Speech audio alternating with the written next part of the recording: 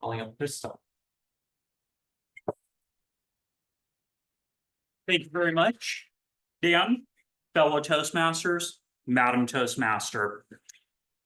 Have you ever looked at your to-do list and thought, I need a to-do list for my to-do list? That's me every Monday. Between writing estimates for total losses, going over reports, and checking my emails, there's barely enough time in the day to do anything, let alone remember, did I put any coffee on or did I just think about it? My days can feel like a never-ending race. One day I made a bold declaration. I'm going to organize my life. Oh, that lasted 2.5 days. Let me take you back to a typical morning before my organizational resolution. My alarm goes off at 6 a.m. I hit snooze twice. I'm already 20 minutes late getting out of the gate. My workday is a window of 8 hours where I have to fill everything into it that I can. So I have to kind of mentally prepare for that. And I try and talk myself into going to the gym too every morning. And I got to find my keys. Where are my keys at? They're in the fridge. That's right. Time management, it's more like time mismanagement. I realized that my day wasn't controlling me. I was letting everything control my day. Then one Friday came a particularly chaotic week. I missed an assignment of a vehicle that was assigned to me and it delayed a claim. So my boss really wasn't that thrilled with me. And honestly, I wasn't really that thrilled with myself. So later that night, I was just kind of mulling over my day. And I realized there has to be a better way. So I started small. I just wrote down 3 goals for the day.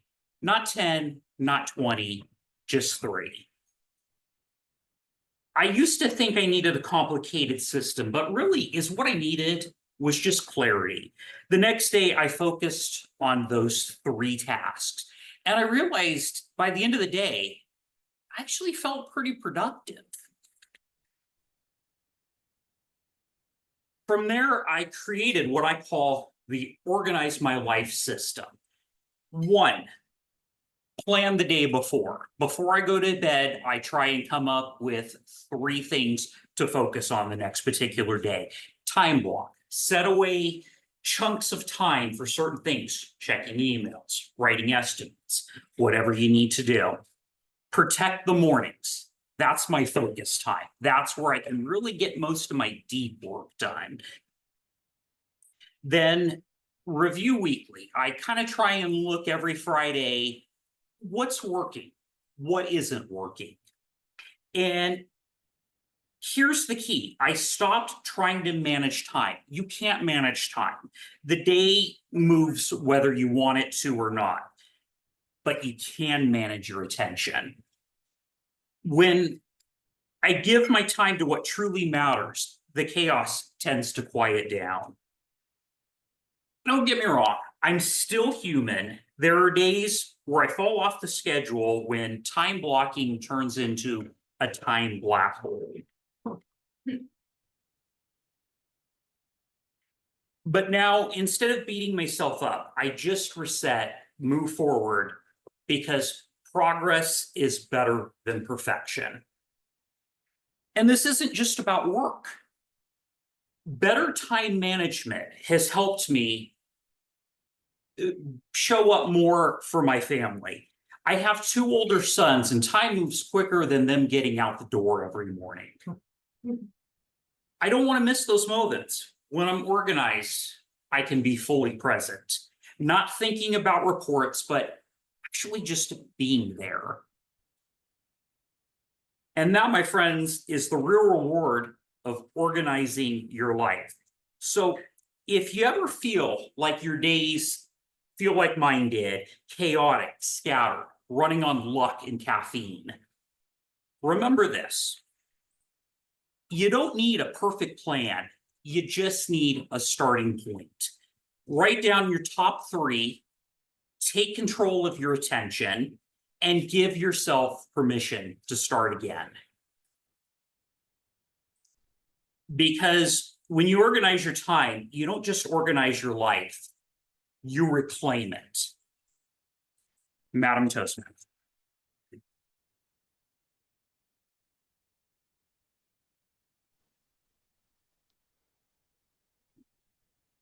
Thank you, Chris. I believe that's a speech that many of us need to hear, including myself. To-do lists are very frightening to me and tend to accumulate over time to the point where it becomes unmanageable. So I loved hearing your recommendations in your speech. Today, we are very lucky because we get to have two people speaking. So Linda will be our second speaker of today with Shauna as the evaluator. So Shauna, I'm going to be in the panel with you. Yeah. Hey, Linda, what is the full title of your speech? I see the art of the ask behind.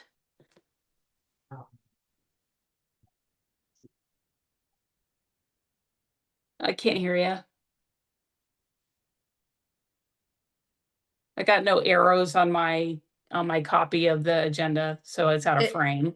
It's the art of the ask behind the scenes of the OG outreach. Scenes of... You can just say the art of the ask if it's too long. And it is. All right, let's go.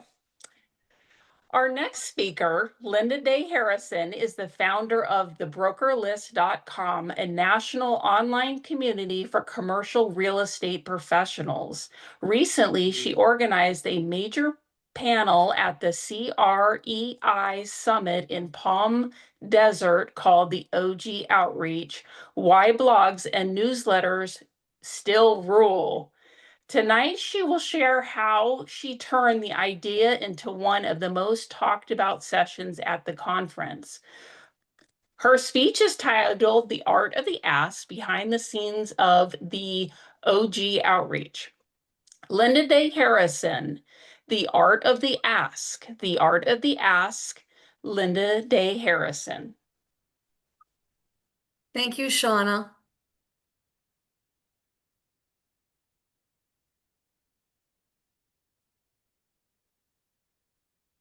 Fellow Toastmasters, distinguished guests, and regular guests.